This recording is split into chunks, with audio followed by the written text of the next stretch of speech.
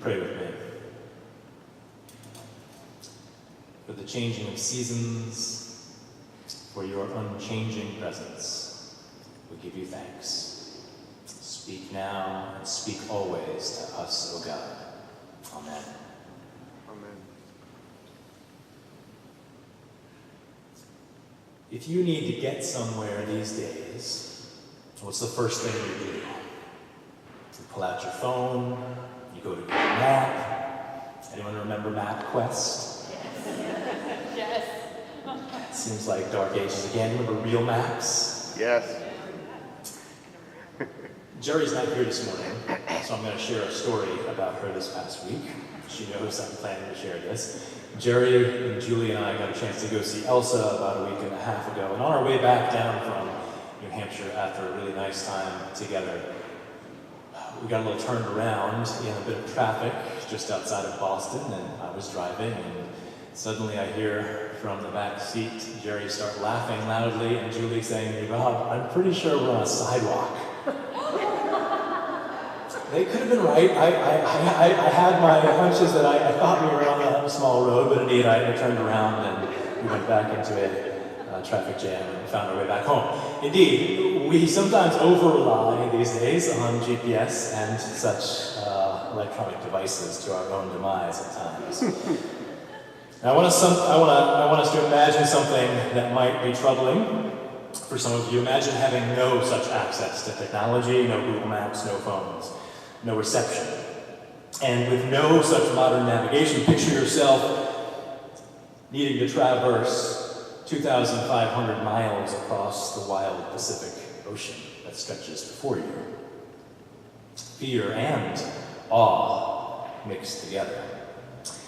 With no compass, no sextant, no maps, but fellow voyagers by your side, and with no light pollution, but a panoply of stars above you as a guide. Fear and awe mixed together.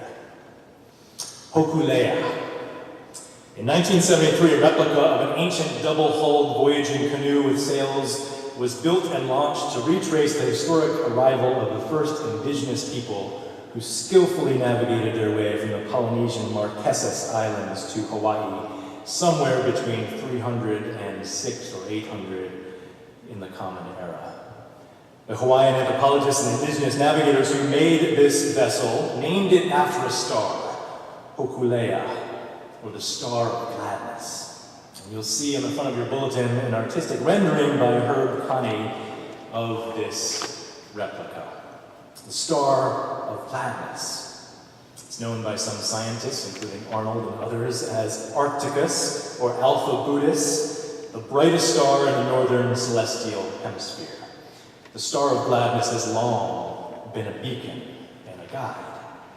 Now, by keeping the star overhead while traveling along the equator, navigators were able to skillfully read the waves and currents and chart their course without compass from Polynesia to Hawaii. This skill of combining celestial navigation with remarkable reading of waves and currents is known as wayfinding. And Hokulea is an image. It's also a song. It's an identity that's become a source of pride for Hawaiians.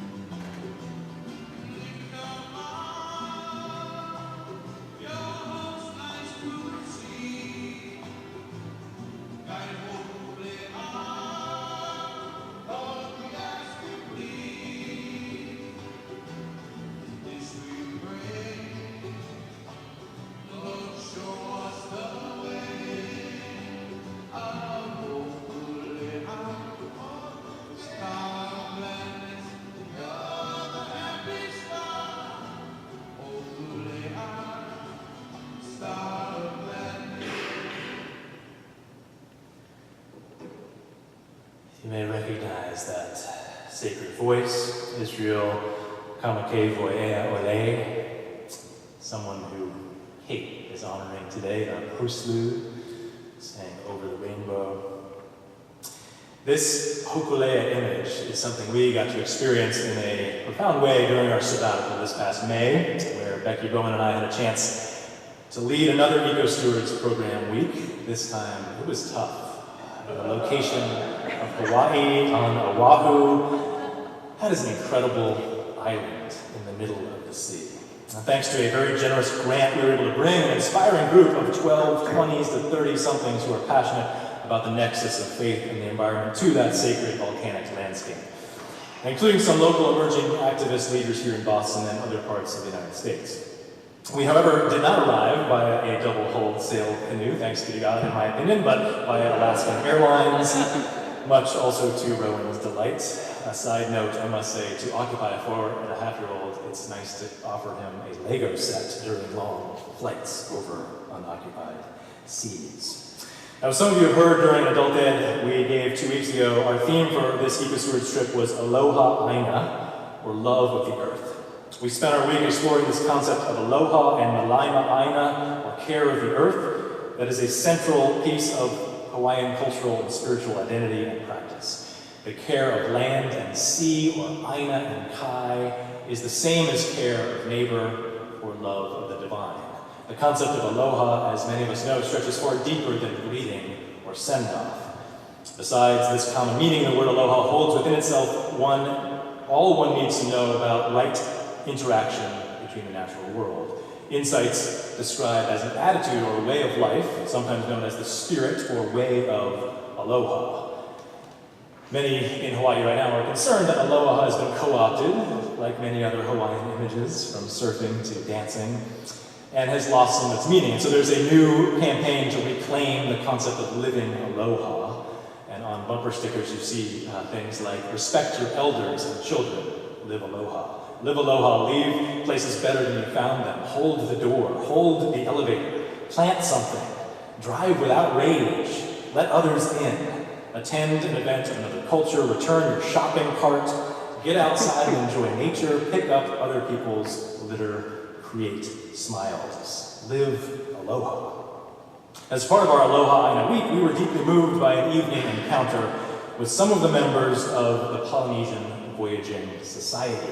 This is the nonprofit that was born in the 1970s with the dream of reviving the legacy of exploration, courage, and ingenuity that brought the first Polynesian voyagers to the archipelago known as Hawaii. Following the initial voyage in the 70s to prove that the original inhabitants of Hawaii did not just stumble upon this volcanic island chain, but used native nautical knowledge to navigate thousands of miles of open ocean, Hokulea embarked on a number of subsequent voyages of varying lengths. The most recent subsequent journey was a remarkable 3-year circumnavigation of the globe that took place from 2014 to 2017. An inspired expedition that covered 47,000 nautical miles with stops at 85 ports in 26 countries. 2 of the members of that voyage joined our Eco Stewards group that night and talked story with us, that Hawaiian phrase for sharing wisdom from one's own lived experience. Kanayela and Tasha talked story about the focus of this 3-year voyage, which was Malaima Hanua, or care of the earth, more accurately, care of everyone's particular place on the earth. It's a universal message that everyone in their own corner of this island earth has a unique calling to care for their place, and that everyone has wisdom within them to carry out that calling. These voyagers visited those 85 ports, bringing this inspiring eco-stewarding message, and in turn, listened to and amplified the local stories of eco-justice happening all over our planet. As a foundational expression to Hokulea's theme of earth justice, before they would land at each port, they would ask permission of local indigenous communities if they could land. This is an intentional reversal of the sin of colonization that saw boats from 1492 onwards occupy in the name of greed and self-righteousness, often with the church's blessing, without asking permission. Hokulea's great reversal spoke of reparations, honor, dignity, truth, and reconciliation. Did anyone see Hokulea here arrive in Boston Harbor in 2016? Our own friend, Chief Wampamiquin, of the Matakisa tribe was there as one of the local delegates who welcomed and allowed this delegation of voyagers to come ashore. The following March, after that, we were able to invite him into our space to begin some initial strides toward truth-telling and reconciliation, acknowledging that this sanctuary, that the entire filled-in back bay, sits on illegally occupied land and water. The story of Hokulea is a story of cultural identity and pride, as we've heard Israel sing so well about, and since its first journey in the 70s, it's become a beacon for Hawaiians of what might be possible. We learned about how up until 1893, prior to the unjust occupation and overthrow of Hawaii's Queen Liliuokalani by the United States, an overthrow driven by greedy, anti-eco-stewarding commercial pineapple agribusiness, Hawaii's population was close to about 1 million. And at that time, the islands could fully feed themselves, fully self-sufficient. Island living reminds everyone of the sacred gift of Earth's resources, a gift that has limits to be stewarded wisely. Now today, while the population has not increased that much more since pre-colonization, like many other states, Hawaii imports 95% of its food and energy, which has a huge carbon footprint and obvious economic cost. But the inspiration behind Hokulea's guiding star of gladness has been a growing movement towards sustainability. We got to see firsthand how the growing food sovereignty movement in reclaiming ancient taro farming, a growing practice that results in zero net loss of fresh water, has been growing. And people who are rebuilding indigenous fish ponds with the hope of feeding themselves is also growing. Hawaii is now also the first state to declare the goal of transitioning to a 100% renewable energy future by 2045. These commitments to help heal our Earth require vision for what might be possible. Now, navigating with traditional wisdom across the globe's waters requires vision for what we don't yet see. Now, such wayfinding is a story of incredible hope. It's a story of faith. It's a story of belief in the things that are beyond our sight. We hear, again, the words of Hebrew. Now, faith is the assurance of things hoped for, the conviction of things not seen. These wayfinders have faith. They have hope. They trust in the ancient wisdom of finding guidance from the stars. They have courage to look beyond the vast, seemingly endless blue on blue horizon for land that may someday appear. They have vision for things like sustainability that are not yet realized. So the story of Hokulea is the story of pilgrimage in the truest sense of the word, the story of journeying with spiritual significance in mind. The pilgrimage is one that is trying to teach all of us, landlubber and sea dog all, that we too can reclaim ancient wisdom and tell a new narrative. One of stewardship, one of reconciliation, of community, justice. We too are wayfaring pilgrims in search of what is possible. We are indeed called to sing the mighty power of God, as we did, as guided by Isaac Watts and Kate this morning as we began worship, to sing the wisdom that ordained the sun to rule the day, the moon shines full at God's command, and all the stars obey. Friends, are we looking up? Are we paying attention to those guiding stars, to those Hokuleas, those stars of gladness? Our beloved disciples from Mark's Gospel seem to once again not be looking up. Today's reading is a continuation from last week's chapter 6, and like last week, begins with the disciples in a boat. They had just come down from the hillside where Jesus had fed the 5,000, but they had hit a storm out on that Sea of Galilee. They were straining at the oars against an adverse wind. We've all been in that boat. Life can hit hard when we least expect it. But if this unnerving wall of wind was not enough to scare the disciples or trouble them, they see an unboated Jesus coming toward them across the wild waves, and naturally become terrified. Who wouldn't? Wild waves, walls of wind, water-walking ghosts like rabbis, excellent reasons to find fear. Now this should scare us in reading it, but it shouldn't ultimately have scared the disciples. Shouldn't they have known better? The readers and the hearers of the Mark Gospel are designed to ask. For they had just witnessed, recall, Jesus feeding miraculously 5,000 people. They had just seen Jesus firsthand heal, cure, and liberate hundreds. In fact, they had actually previously just seen Jesus calm the storm after waking up in the back of the stern, silencing the waves, saying, "Peace, be still." That was previous in chapter 4. The disciples had lots of previous experience to recognize that in Jesus there is power. I wonder if the fear here clouds their faith because their minds could not comprehend that Jesus is part of the ocean. Their fear comes from a lack of imagination, perhaps. They fail to see the profound truth that Jesus and nature are one.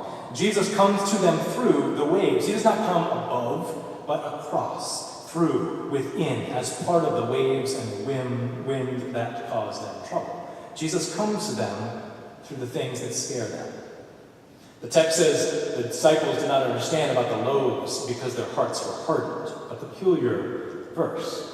I wonder if this hardening of hearts might mean the disciples were closed off to the wild and radical possibilities that Jesus represents. Could it be that they were too fixed on the way things always were, the ways things always had been?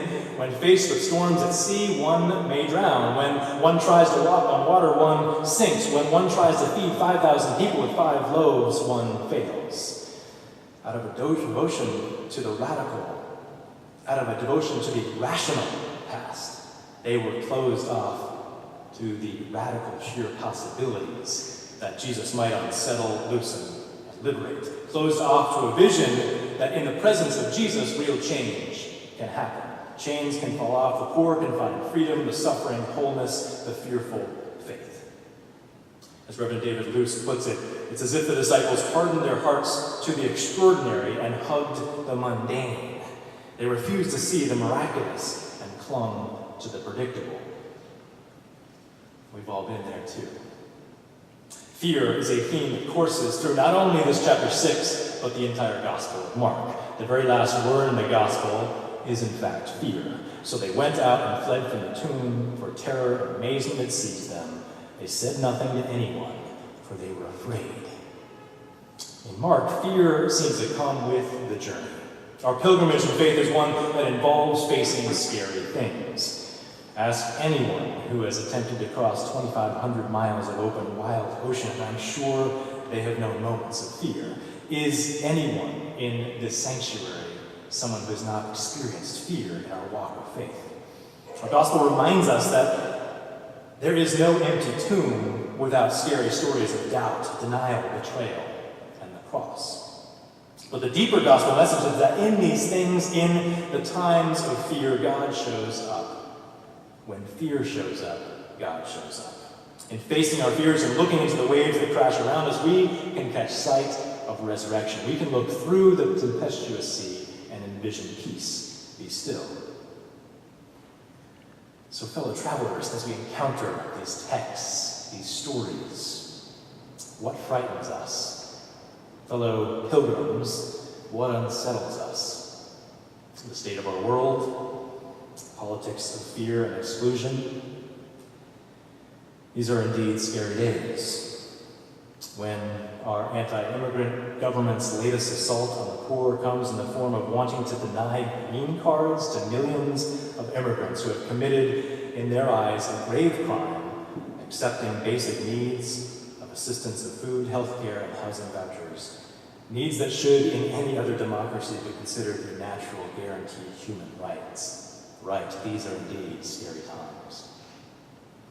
Clearly, many of us are scared about the health of our planet, along with those who journeyed in Hokulea. Many of us are scared about the health of our loved ones, fellow congregants, our own health, the aging process. There are scary waves approaching our boats, there's no question. And a message from Mark's Gospel, maybe it is okay on one level to be scared by such things. But there is also an invitation. Through encouraging each other along, might we begin to hear that still small voice of God calling to us from the very center of these scary waves, saying, "Take heart, it is I, do not be afraid."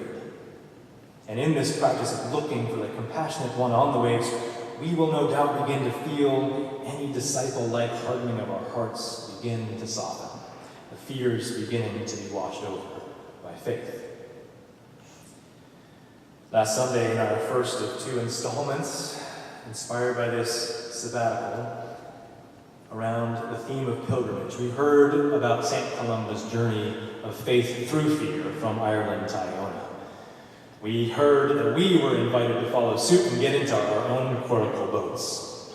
We were invited to see pilgrimage as an essential part of our life of faith. Pilgrimage as the journey beyond false destinations of greed, hatred, violence, and fear toward the true goal of finding our resurrected selves, our true home in the living God.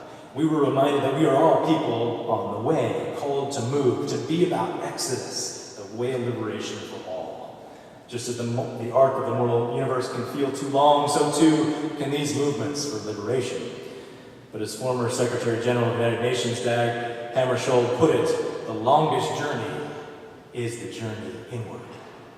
Seeking our true resurrected self is indeed a lifelong journey.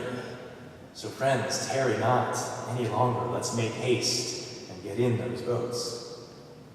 And we come to this week and we hear the invitation to not only step into our coracles, but also step into our hokuleas. For we are not just people of the way on the move, we are also navigators filled with wisdom to offer the wider world. As we follow our own true North Star, we are called to become stars of gladness ourselves, to become guides for others. Church of the Covenant, do you believe that you have wisdom and gifts to share? Gifts and wisdom to help heal our earth? Do you believe that another world is possible despite the waves all around? Can you look into the troubling politics of our land and see God's invitation? Can we see Jesus in the waves, even of health challenges, aging, and loss? No question, getting into a boat is scary, but it doesn't take much to move from being scared to seeing the sacred. Just look at the words on your page. You just have to move one letter along. Move the little C and swap places with the little A. Scared becomes sacred. Can we look into the things that scare us and find the very presence of God? A God who says, in me, all things are possible. Those members of the original crew of Hokulea reminded us that the voyage that they took was the gift that Hawaii could give to the world. A new hope of a new possibility of a new earth, of seeing the earth as island, an island as a canoe as an island, and as earth. Tasha, who spoke to us, said, I am earth. Whatever earth eats, I eat. Why should we ever use plastic straws? She expanded the vision of the concept of hanua, being present in any space that you occupied and caring for it. And she challenged each of us to see the miraculous beauty in each place, in each face, in each new harvest moon that arises tomorrow night, in each autumn leaf that falls. Honua, aloha, the beauty of Hokulea is the beauty of simplicity. We don't need maps. We don't need cell phones to show us the way. All we need is to get into the boat, to look up and trust the great spirit of Kai and Aina, wind and water, earth and sea, to pilot us. Amen.